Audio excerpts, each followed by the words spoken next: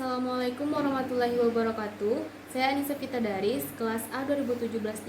Di sini saya akan melakukan tindakan yaitu KBI dan KBE. Yang mana di sini dalam kita melakukan tindakan KBE dan KBI ini, kita harus menggunakan 3A. Yang mana 3A di sini aman perawat dan penolong, dan kedua itu aman pasien, serta yang ketiga itu aman dengan lingkungan sekitar. Adapun alat yang kita gunakan dalam melakukan tindakan KBE dan KBI ini bisa kita lihat di sini. Di sini ada handscoon steril, ini ada kateter, ada bengkok, ada kapas sublimat, ada kom dan kasa, ada plester, ada obat oksitosin, betadine, NaCl, ada squid 3 cc, ada gunting, dan handscoon bersih.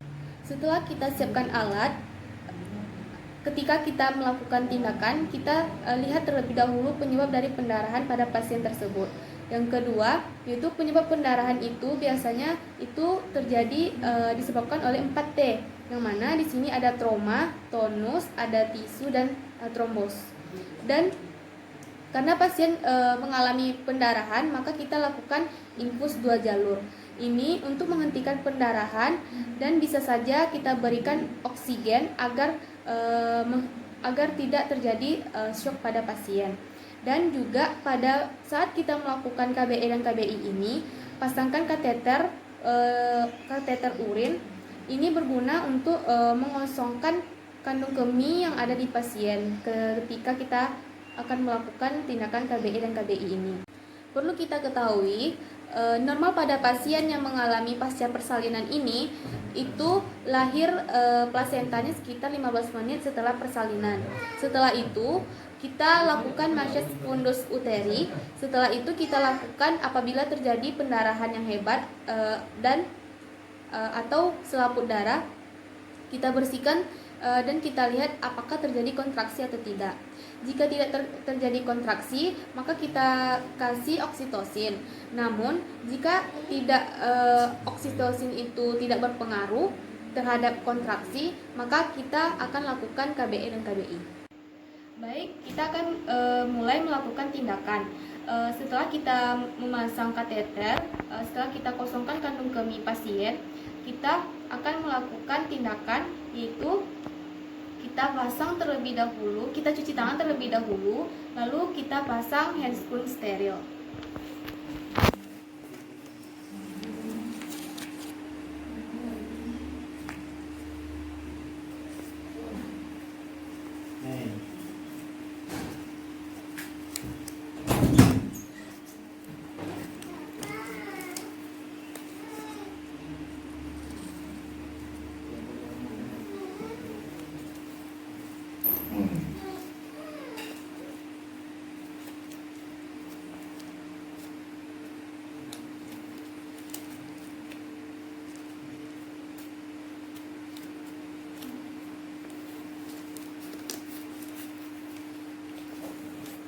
Setelah kita pasang sarung tangan steril, prinsipnya kita kucupkan tangan kita lalu dimasukkan ke vagina dengan tangan yang dominan. Karena saya dominan ke tangan kanan, maka tangan kanan yang dikucupkan lalu dimasukkan ke dalam vagina. Tangan yang non dominan itu membuka vagina. Setelah itu kita masukkan tangan yang dominan ke bagian vagina. Lalu setelah itu kita raba apabila ada selaput darah atau bekuan darah. Setelah sampai di dalam tangan kita bentuk tangan kita seperti menggumpal atau seperti tinju. Tangan yang non dominan yaitu berada di bagian abdomen posterior. Tangan yang di dalam yaitu menekan ke atas. Bagian luar yaitu menekan ke bawah seperti ini. Menekan ke bawah. Lakukan secara bersamaan agar miometrium itu tertekan dan terjadi kontraksi. Agar miometrium terjadi kontraksi dan lalu kita tekan seperti ini. Jika tindakan KBI ini berhasil untuk mengatasi pendarahan, lakukan sampai pendarahan itu berhenti. Namun, tindakan KBI ini berhenti ketika ibu sudah meninggal. Lalu kita akan melakukan tindakan KBE, yang mana tangan dominan berada di simfisis pubis dan tangan non-dominan berada di abdomen posterior. Tekan bersamaan dan ini akan menekan myometrium dan terjadi kontraksi. Ditekan secara bersamaan, lalu secara berulang sampai pendarahan berhenti, seperti ini. Bisa kita lakukan kepada keluarga, untuk mengajarkan keluarga. Kegiatan KBE dan KBI ini dilakukan secara baik, dan tindakan KBE ini seperti tangan yang non dominan tekan ke bawah dan tangan yang dominan di bagian simfisis pubis itu tekan ke atas secara bersamaan seperti ini. Lalu tindakan KBE ini selesai sampai kontraksi dan pendarahannya itu berhenti. Baik, di sini saya akan melakukan simulasi. Karena di sini tidak terlihat, maka saya akan melakukan simulasi, yaitu tindakan KBI. Prinsipnya kita kucupkan tangan kita seperti ini, lalu dimasukkan ke dalam vagina dengan menggunakan tangan yang dominan. Seperti yang saya bilang, yaitu tangan dominan saya sebelah kanan dan tangan yang non dominan sebelah kiri. Lalu kita masukkan ke tangan yang kita kucupkan ini ke dalam vagina. Lalu tangan yang non dominan ini membuka vagina. Lalu setelah membuka, kita raba bagian kita raba apakah ada selaput darah atau bekuan darah.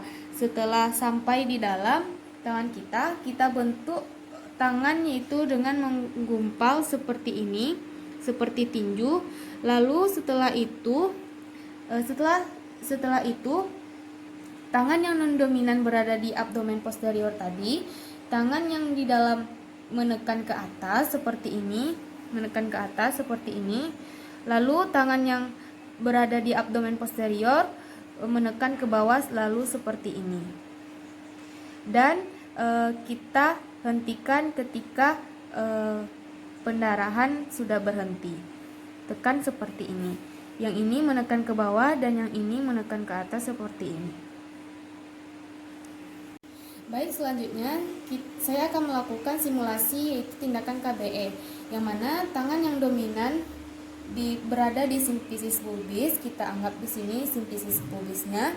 Yang non dominan yaitu berada di bagian abdomen posterior. Kita anggap saja abdomen posteriornya di sini. Lalu kita tekan secara bersamaan sehingga menekan myometriumnya dan terjadi kontraksi. Secara berulang kita tekan seperti ini sampai pendarahan ini berhenti. Bisa dilakukan jika kita tidak sanggup lagi untuk melakukan tindakannya, maka kita bisa minta bantu kepada keluarga pasien. Lalu setelah semuanya selesai, kegiatan KBE dan KBI ini sudah dilakukan. Kemudian kita buka sarung tangan.